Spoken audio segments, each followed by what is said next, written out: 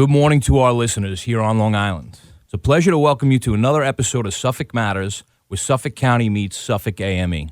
So my guest this morning is John Durso, president of the Long Island Federation of Labor and Local 338.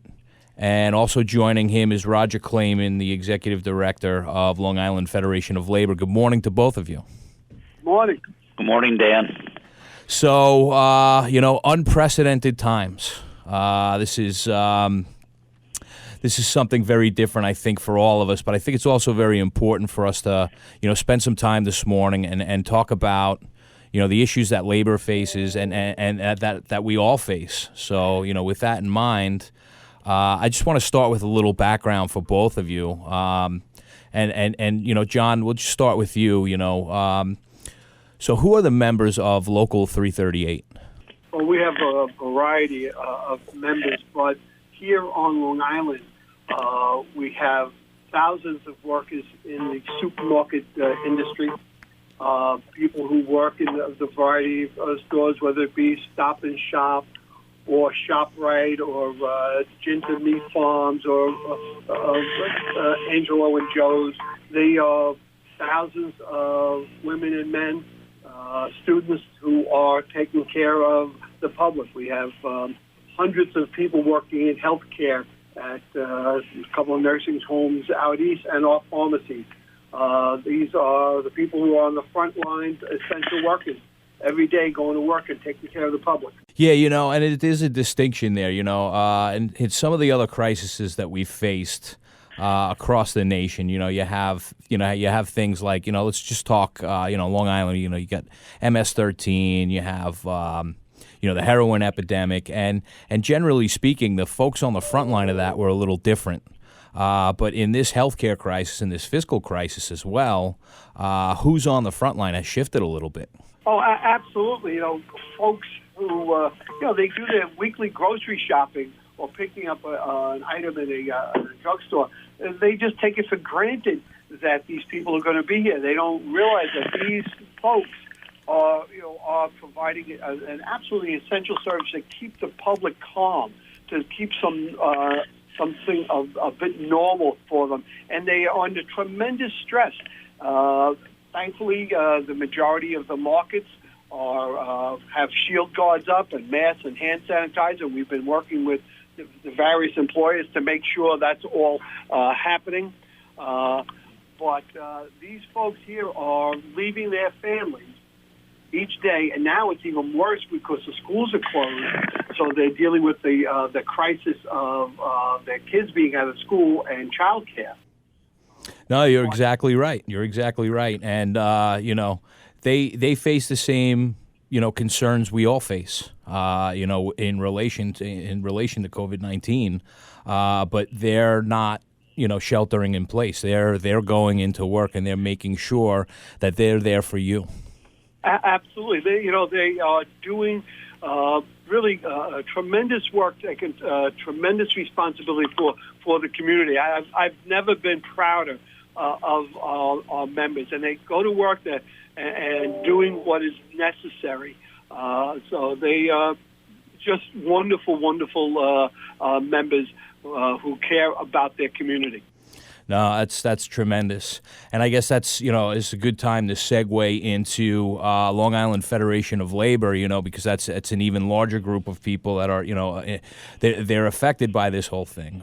So, Roger, maybe we could talk a little bit about Long Island Federation of Labor, what that means, and who is represented there. Well, we represent practically every sector of the workforce, including the retail sector that John just described, but we also have healthcare workers and teachers and other school employees and school bus employees, construction trades. We have a very big public sector. And each one of these sectors in some way is making some heroic kinds of contributions to keep society moving and open and functioning. So we're proud of the work that they do, and we respect the sacrifices that folks are making.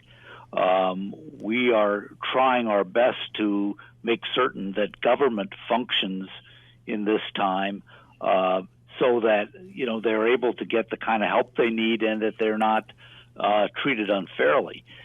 I think the one thing we've learned in this whole crisis is an even deeper respect for government itself. And I think you would understand that well, Dan, because you represent those employees who work in government, and it gives us something to think about the kind of work that they do. And when we see government not functioning as well as it should, because career people who know how government works are excluded from the process, we see that more on the federal level. I think it's really bringing it home to the public that working people work for everyone else. And we are really a kind of a shared economy, and we all need to rely on each other. So I think I'm proud of all of our sectors of the labor movement and the contributions they're making right now in this crisis. Yeah, I couldn't agree with you more. The fact of the matter is, labor's message has not changed because of this crisis, but I think the world is seeing it differently and understanding that, yes, everything gets done, from government to how you purchase your food to the health and safety, welfare of everyone. All of this is done by workers, and workers aren't in it for themselves; they're in it for their communities. And lots of industries are staffed with workers that are willingly putting themselves in harm's way in an attempt to keep society running. But very much so on the government side. Again, I can't be prouder of what AME members are doing in Suffolk County government, not only showing up and doing their job, but those folks who have, a change in status because, here's the easy example, schools closed, so crossing guards don't need to cross children. And so what are they doing? They're not sitting at home and sheltering in place. They're volunteering. They're reaching out to us. They're reaching out to the county and saying, where can I help? Where can you put me? I want to help people in this crisis.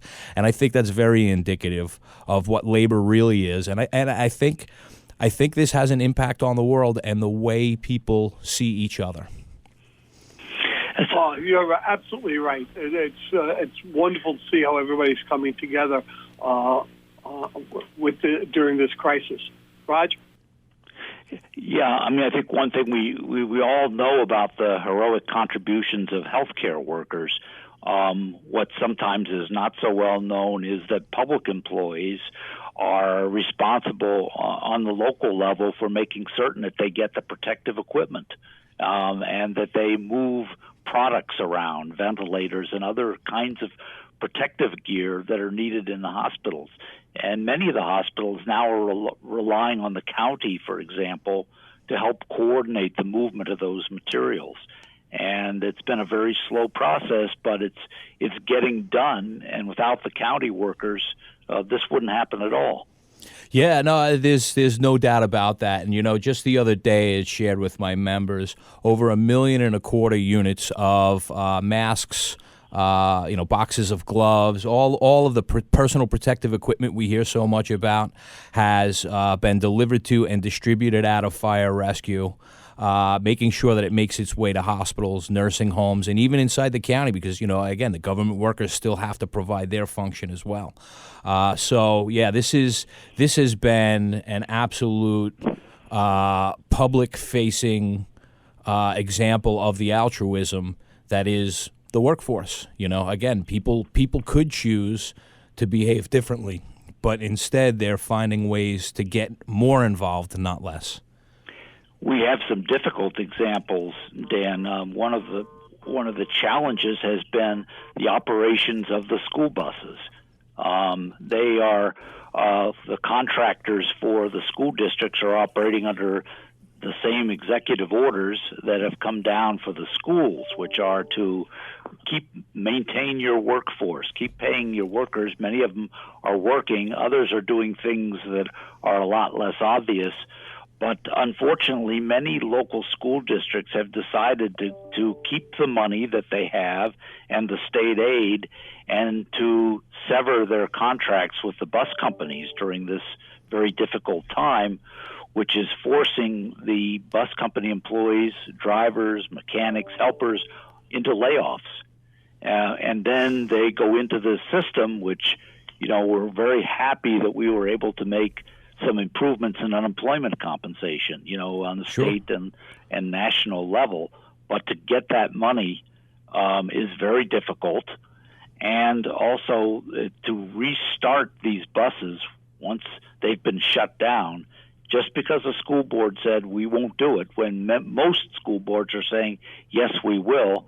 This is a big complexity that we're trying to deal with. Yeah, I absolutely believe it. And as taxpayers, I've heard a lot of reaction specifically to this particular instance, and they say, okay, well, I paid my taxes, it goes to the school, and it gets distributed where it's supposed to, and now, I guess the underlying question is, am I going to get a refund for the services I paid for that weren't rendered? Now that becomes a greater concern across the board. So yeah, it is troubling to hear that when we've got so many industries pitching in, and from the management side and the labor side working together cohesively to weather this storm, to see sometimes these decisions being made that impact workers, which, by the way, that impacts everything. It impacts the economy, but as you already alluded to, it's going to impact, unemployment. Where does unemployment money come from? So, the entire symbiosis of what the American economy is about is affected by something like this. Yeah, and of course, John serves on the board of the United Way and has been their president. And John, I was hoping you would fill in everybody on some of the undertakings that the United Way has done in a difficult period. Well, the United Way here on Long Island has just done extraordinary work whenever there's been a disaster. Whether it be Superstorm Sandy or any of the other unfortunate situations, and this is no exception. Under the direction of Teresa Ignanti, the president and CEO of the United Way, we've set up a special fund for this COVID-19, and we are trying to address the needs of those people who are out of work and that have concerns, and the operation has continued even though everybody is working remotely. And today we should be able to launch that fund. And Teresa and her team have just been outstanding. There is on the United Way website, and I would urge people to go to UnitedWayLongIsland.org and take a look at all the different information that we have available to be helpful to Long Islanders in this time of crisis. There's contact numbers for public emergency help. There's information because a lot of people are suffering from, it's almost like PTSD. Whether you're a healthcare worker or you work in a grocery store or you're dealing with the public. I was talking to some folks who deal with sanitation, and the sanitation workers are out there every day.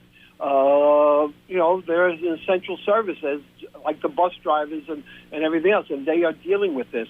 So the United Way has people to help and guide them. But the best way for people to learn about what the United Way has to offer is UnitedWayLI.org. And you'd be surprised and very proud that those of you that donate to the United Way, to see where that money is going and to see how we are taking care of the public. We're very proud of our organization. John, that's an excellent point. The way that people are coming together, and you have these partnerships that labor has with nonprofits, United Way being an excellent example. And just again, for all our listeners, that's UnitedWayLI.org. So go there and check out that information. Get it to your friends and family that need help. But, in addition to United Way, I mean, AME has a partnership with Mondays at Racine's, which is a group that helps people surviving cancer. And they have a tremendous network inside the medical community, and everything has changed, and what they do has changed, but they have used their resources to get a hold of personal protective equipment and get that over to us so we could get it over to the fire rescue emergency services folks and get that out to everyone. So it's that same symbiosis, labor's mission, some nonprofits missions, and finding ways to work together to help everybody in a crisis.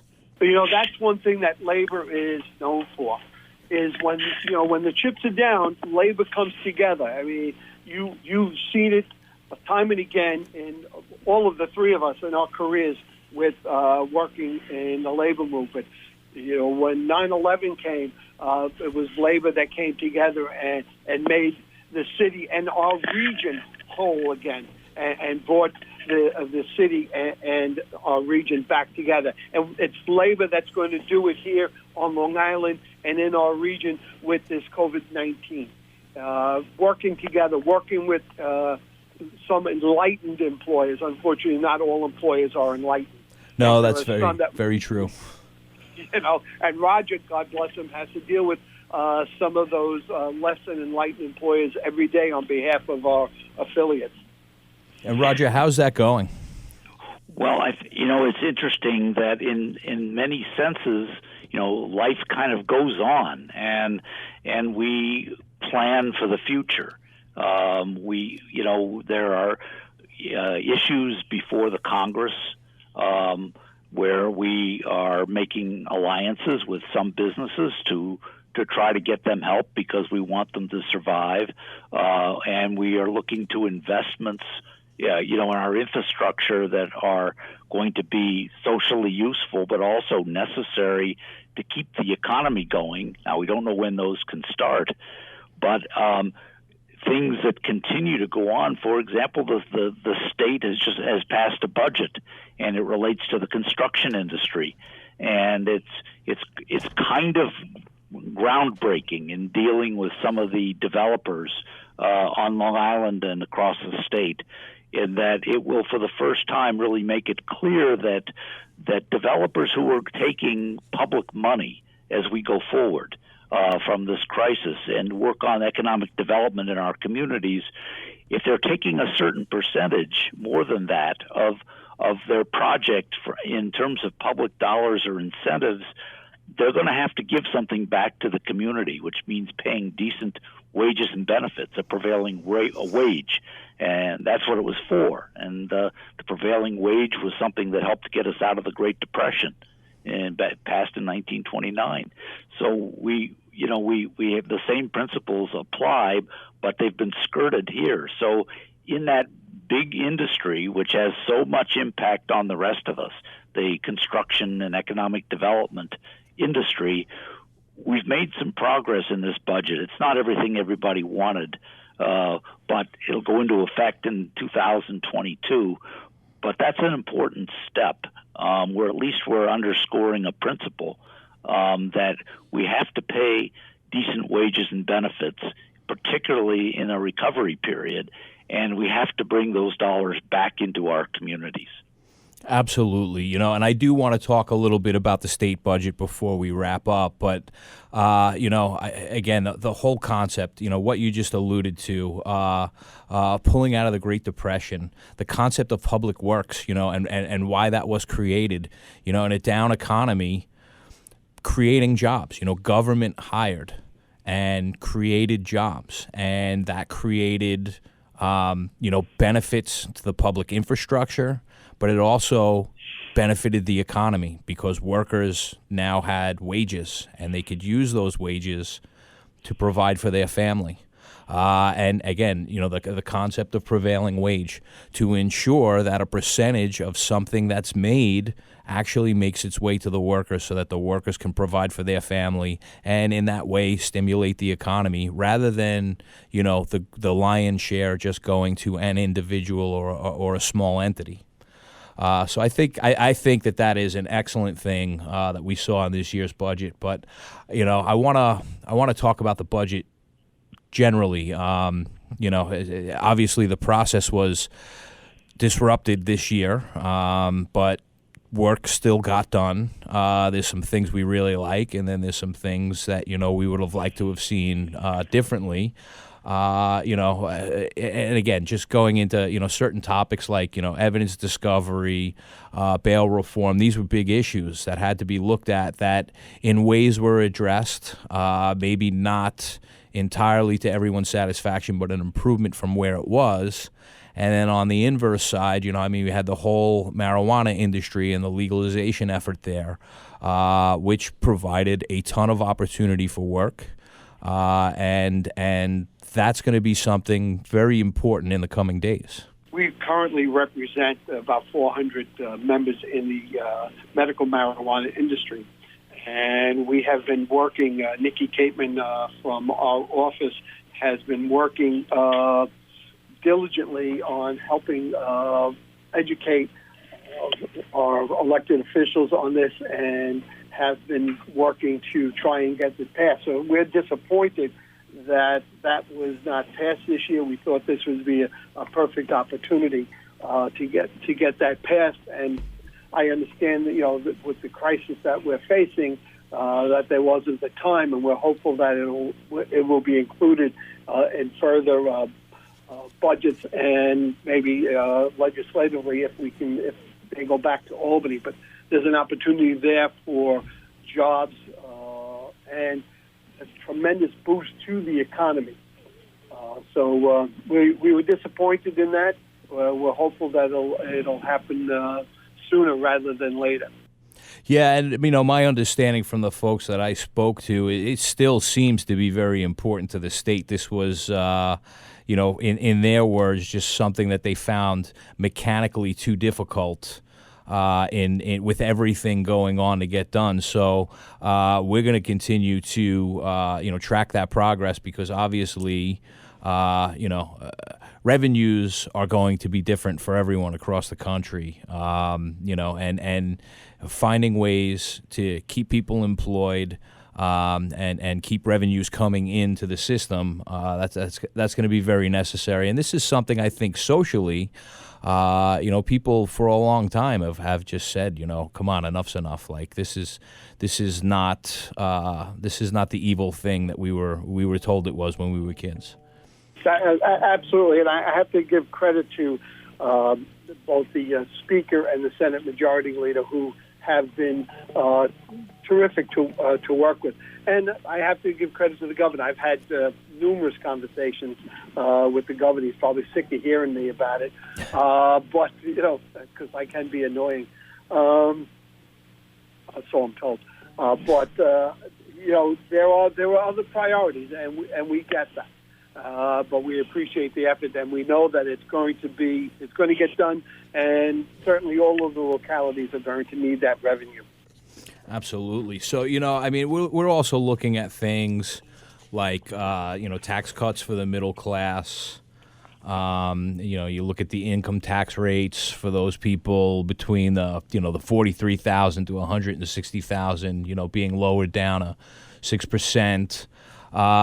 These things are going to have impact, and everybody's definitely very concerned about their personal bottom line for their household. And it becomes the responsibility of folks like us and, to speak to lawmakers and the lawmakers themselves to implement smart policies, throwing back to a slightly earlier part of our conversation where we talk about, public work spending and creating jobs, to help build our infrastructure and keep people employed and kicking back into the economy. With all of this, with all of, everything that's going on, the healthcare concern, the fiscal concern, the beautiful thing about the labor community is, we watch this stuff. We pay very close attention. We have the conversations with the people that are writing policies to make sure that the everyday worker is considered in all of these processes. And I think that that's something that you guys have very much led the charge on. I mean, countless examples thereof, and it's something that's very important to us at AME as well. Is there anything in particular in the budget that stands out to you, other than some of the things that we've talked about that were either a real big win or a real big disappointment? Yeah, I think that if we look at the support network that was set up, using federal funds, of course, but to establish unemployment benefits and to make it easier for workers to get them. Nothing is easy now in getting those benefits because so many people are trying to get them. But eliminating the waiting week, that was very important. Establishing a sick leave policy. And if the public goes to the website of the New York State AFL-CIO, there are a couple of charts there that demonstrate all the improvements and benefits that are available for people in this difficult time. As I would probably stumble over some of them, but there are many things to help people at work who are out of work to take advantage of some things that weren't there before. So to me, that's the singular achievement of the budget. And we can't talk about the healthcare crisis and the budget and what's actually happening without giving a lot of credit to the governor, who has become a national figure, and because he's able to multitask and because he's able to think big and to think about how a lot of things can get done at the same time that he's trying to save lives. So I think that's noteworthy. And I would just call your attention to the fact that in this environment, there's a lot of workers who are now thinking about their situation and how their employers treat them. And you'll see there's a growth in people trying to organize unions in their workplace. And it's being met with opposition from some typical quarters. The article this morning about Trader Joe's still trying to resist their employees from unionizing, but a lot of gig workers also who deliver food are looking to get the protections that a union provides because it's brought it into focus. Why it's important to have a voice in the workplace for your own wages and benefits and your own personal protection. So these are issues that we will come to the forefront that people should pay attention to. But I urge you to go to the New York State AFL-CIO website and look at the benefits that have been put in place. Yeah, it's you make an excellent point, Roger. People are looking to their employers right now, and if they get the sense from their employers that their employers will not be there for them, will treat them as expendable, they're going to look to protect themselves. That's one of the reasons I said labor's message has never been. It hasn't been changed by this crisis, but it's never been more in the forefront, I think, in working people's minds. Because at the end of the day, it's a seat at the table. When decisions are made as to what's going to happen to working people, having a labor union sitting at that table and being able to advocate on your behalf is invaluable. Yeah, I have to say, you're both right. I mean, the information that's available at the AFL-CIO website has been a tremendous help to everybody. There's nothing more important for a worker than to have somebody be there for them, speak for them, and advocate for them. The strength is in numbers, and as opposed to one person going and speaking for themselves, as opposed to speaking on behalf of 50 or 100 or even more. And I think this crisis has, shown the value employers feel about their workers. And some good employers who have done the right thing did need to be prompted. And then there are others who still look at people in this day and age as if they were a widget. And that prompts people to say, well, you know what, I have to stand up for myself. I need a union. I need that strength. The union gives them that strength and that ability to speak for those who can't speak on behalf of themselves. Our message hasn't changed, but it's certainly been highlighted by the care or lack thereof of employers around the country and around our region. Yeah, absolutely. Again, when we talk about some of the numbers, 6.6 million people applying for unemployment. And again, if each of them gets a $600 check, when you run the numbers, you're close to $4 trillion. These are big numbers. This is why it's very important to keep people at work, keep them employed, keep them doing what they already want to do. As we highlighted throughout this show, people are finding ways to help out whether they need to or not.